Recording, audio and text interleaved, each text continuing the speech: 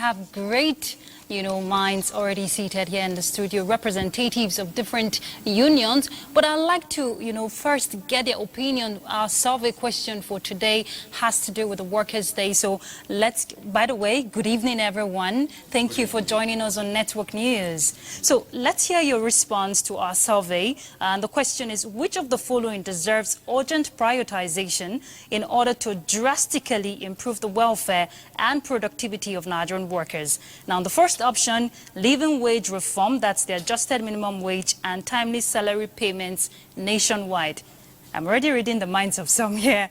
Skills, training and tech empowerment, that's the second option. And then healthcare and social safety nets, that's the third option. So just pass the mic, respond, tell us your answer, your response. Do you go for the first option, the second? I go for second, skills. Skill training and fantastic. Let's hear from you. Is it possible I go for the three? No, you have to pick one. Okay. Okay, I'll go for the first. First option. Yeah. Okay. Prof. I'll go for the first. First, yes, the living wage. Okay. First option. First option. I'll go for the second. Second option, skills. Of course, first option. Living wage. Okay. Definitely. The first option. The first option. The first option. Living wage. Living wage. Fantastic. So I'm handing the mic back to you. So it's good that you're all responding to the first option, because my question now has to do with the, the advocacy for this minimum wage and all of that. But beyond that, how can unions, create that balance in the advocacy when we're talking fair wages and we're seeing the scarce resources that the federal government is talking about? Would you prefer that the federal government put the survival of the workers first over austerity measures? What's your response? Well, it is important to note first that Nigeria has the resources. So it is not, it is out of place for us to believe that Nigeria does not have enough resources. So we do have enough resources. We need to look inward and stop wastages. We need to block the holes and prioritize on channeling the resources to survival of all workers in Nigeria.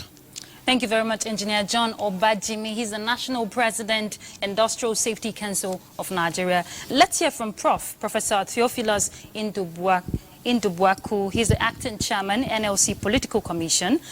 Prof, of course, there's this advocacy and championing of leaving no one behind. But we have the informal sector that have been, marginalized. How is the union going to extend that social security that we're talking about to this marginalized group, especially those in the private sector? Yeah, we have, organized labor is always, we always have them in mind, those people who are not in, we are talking about. And so when we negotiate minimum wage, for instance, it's not restricted to people who are, who are part of the organized labor. Those in private sector, everybody, we don't, there's no exclusivity to the whole thing. So I think that we are carried along, even when you talk about the armed forces, and everybody, they are not unionized, but once we, have an agreement with government, the thing trickles down to everyone in the system. So I think that they usually will always have them in mind. Okay, great. Honorable Comrade Uche Ekwe, he's the head of international relations, Nigeria Labour Congress. For you, the theme, I find very interesting this year, reclaiming the civil space in the midst of economic hardship. Now, what strategic measures is the union, talking about NLC, going to use to help carry everyone along, especially by identifying and addressing those systematic issues, that have been termed systematic? Well, if you have listened to when Prof answered, first, it covers the entire question to get what we do. Because I think that's where people miss it. One of the major contentious issues during the last minimum wage negotiation was the area of amendment of the law to expand the coverage of those who are entitled to minimum wage, which is to increase those who should pay minimum wage. First, it used to be 50 people who employ 50 people. we advocated that it should be zero-sum because everybody goes to the same market. So you see, the focus is about everybody. In that advocacy, you are getting around to cover everybody. Second part, and I guess you can now realize why we answered number one. Because if you have the right wage, when people, bearing in mind that wage earners are the people who get what you call expendable income.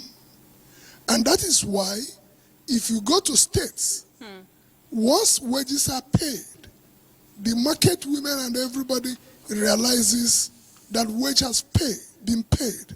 If you go across construction working places, you see women selling there. Go there towards the end of every month.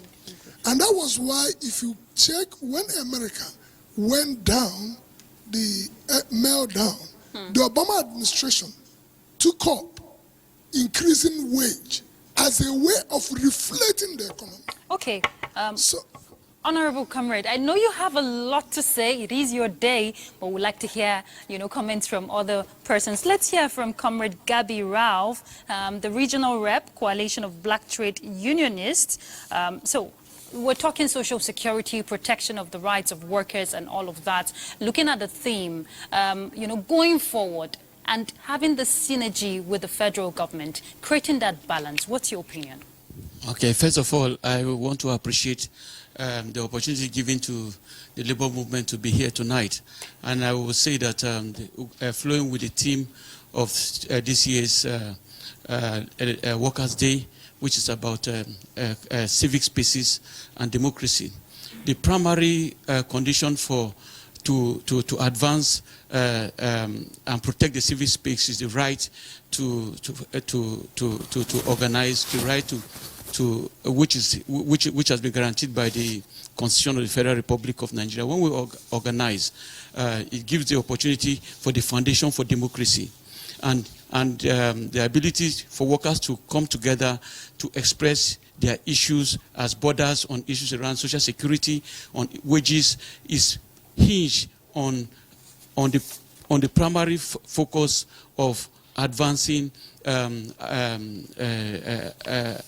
protecting the civic space. So in terms of arriving at a synergy between the trade union movement and the federal government boils down to respecting the fundamental principles of engagement and negotiations, which has to do with respecting the rights of trade unions in the civic space, by not intimidating, by living up to the agreements that have been reached, by ensuring that all agreements reached are respected and implemented as and when due. Okay. A situation whereby we have an agreement on minimum wage for over a year and it's not implemented in certain quarters, it is totally unacceptable. Okay. So reaching an agreement, a synergy would entail respecting the principles of collective bargaining and agreement. Thank you very much, Comrade. Just pass the mic to the lady here, talking about the chairman, NUJ, FCT, Ms. Grace Ike. Sorry, we have to go back before bringing it back to you. So, press freedom, I saw you talking, during the Workers' Day celebration there at Eagle Square, but press freedom is something that has been an issue over time. And while we're talking carrying everybody along and promoting inclusivity, leaving no voice marginalized because it has to do with the press, what's your opinion? Well, for me, it's, like I earlier said, it's not negotiable. It is not a privilege, it is a right. And the earlier we begin to understand this, the better for us. So I'm also happy that there's a lot of awareness ongoing, and we need to add our voices. We need to amplify our voices ahead of it. On 3rd of May is World Press Freedom Day, and there's a program to that regard from the National Secretariat. But the ideal thing is to let everybody know that journalists are frontline workers in the quest for truth, justice and national development, and we will continue to do all we can to see that we report objectively, make sure it is balanced and accurately. And while doing this, we come across a lot of challenges, and that is why we are saying press freedom is non-negotiable. It is a right and not a privilege. Thank you very much, Ms. Grace Ike. And I want to appreciate all my panelists. Because of time, we can continue with the questions. But of course, the federal government has given assurances of, welfare, social justice, and of course, good living conditions. So they see the productivity from the workforce. Jumai.